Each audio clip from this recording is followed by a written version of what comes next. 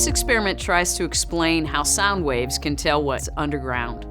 So reservoirs of crude oil and natural gas occur a mile or more beneath the surface. But how have folks been able to find these resources? Well, geologists use sound to help them map the types of rock below the surface. This activity models what geologists might hear when searching for crude oil and natural gas. So we've constructed these wooden boxes to act as soundboards. The interior has ridges that will cause different sounds to be heard, depending on where they are tapped on the top. Students are going to try to map out the ridges by listening and recording where the sound differs on the paper. And then we're going to compare the paper to the inside contours. There's definitely some different sounds. And around here.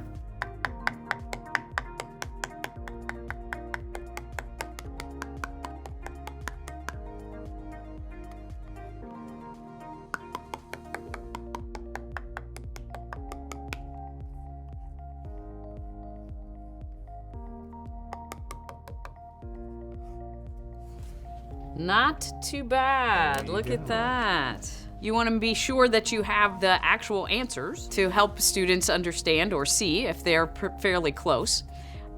This is very similar to using the seismic that they use in crude oil and natural gas exploration. How does your experience with the soundboard relate to how geologists try to find oil and natural gas? Well, they use things called geophones, and the geophones are stuck in the ground, and they use a thumper truck, just like your pen. So is there a way to tell where the largest crude oil reserve might be using the model?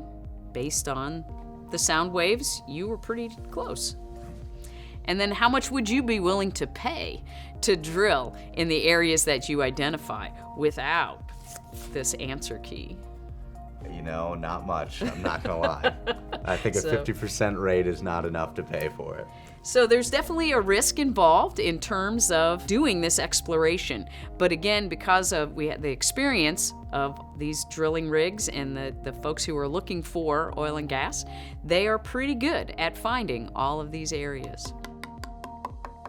There are instructions for how to create these soundboards, and best of luck.